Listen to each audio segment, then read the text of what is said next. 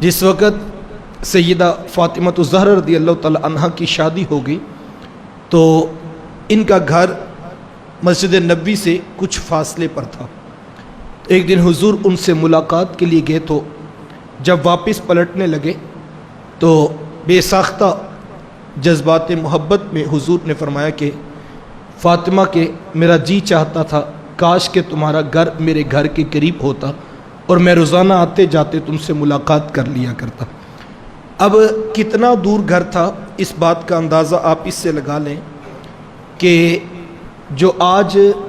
Current Masjid Nabawi کا احاطہ ہے یہ پورا شہر مدینہ ہے، اور جو جنت البقیع کا جو قبرستان آپ کو روضہ انور کے بالکل قریب دکھائی دیتا ہے، جو قبرستان ہوتے تھے وہ شہر سے باہر ہوا کرتے تھے، یعنی مدینہ جو بستی تھی یہ بالکل مختصر سی تھوڑی سی جگہ تھی۔ اب اسی بستی کے اندر سیدہ فاطمہ الزہرا رضی اللہ تعالیٰ عنہ کا گھر بھی تھا۔ حضور گئے اور کتنا دور آپ سمجھ کے بات کو کہ بہت زیادہ فاصلہ نہیں تھا، لیکن ملاقات کر کے جب واپس پلٹنے لگے تو بے ساختہ زبان سے نکلا کہ فاطمہ کاش آپ کا گھر میرے گھر کے قریب ہوتا تو میں آتے جاتے آپ سے ملاقات کر لیا کرتا۔ جب یہ محبت کے جذبات دیکھے تو سیدہ فاطمہ الزہرا رضی اللہ تعالیٰ عنہ عرض کرتی ہیں کہ حضور آپ کے گھر کے قریب ہی حضرت حارثہ بن نعمان رضی اللہ تعالیٰ عنہ کے مکانات ہیں،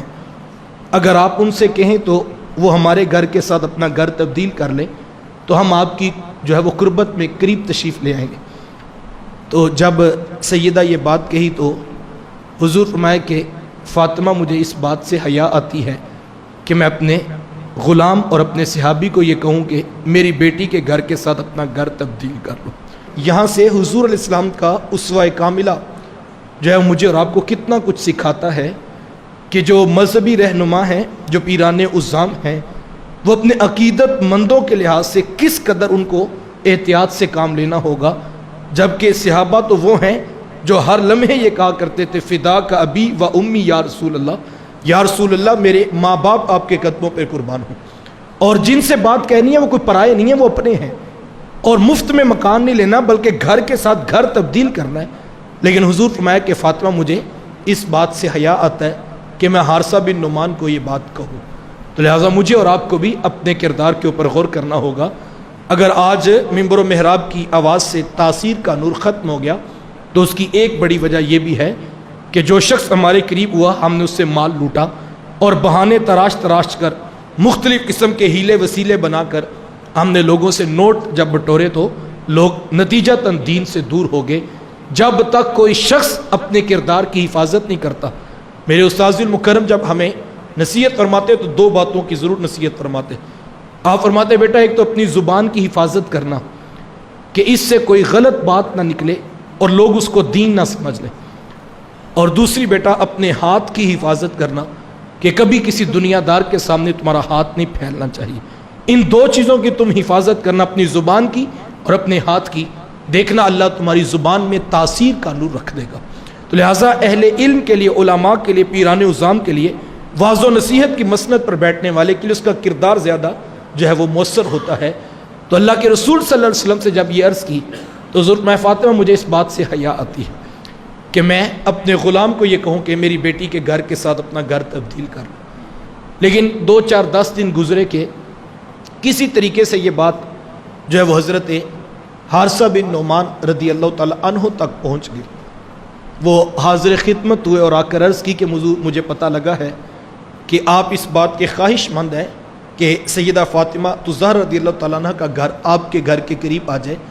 تو حضور یہ میرے مکان ہیں، حضور یہ میرے نہیں ہیں، یہ حضور آپ کے ہی ہیں،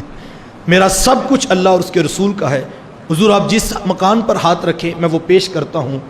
تو پھر ان کا مکان جو ہے وہ حضرت سیدہ فاطمہ الزہرا رضی اللہ تعالیٰ عنہ کو دیا گیا،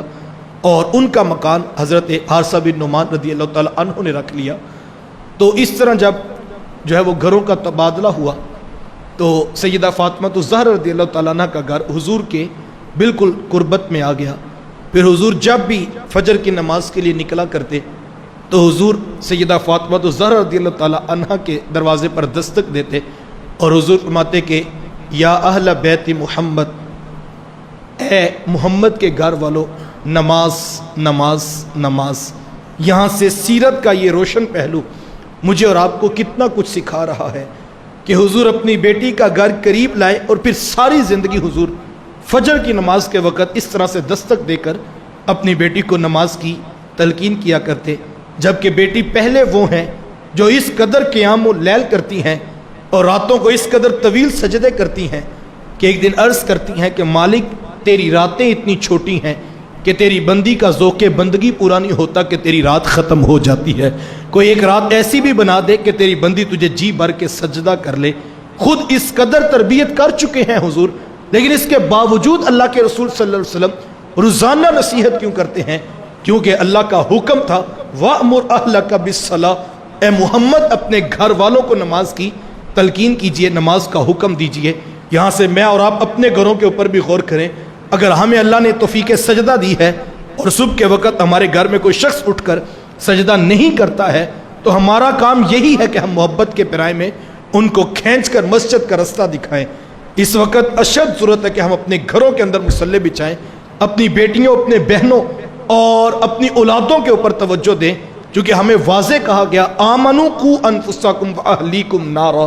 اے ایمان والو اپنے آپ کو اور اپنے اہل خانہ کو جہنم کی آگ سے بچاؤ۔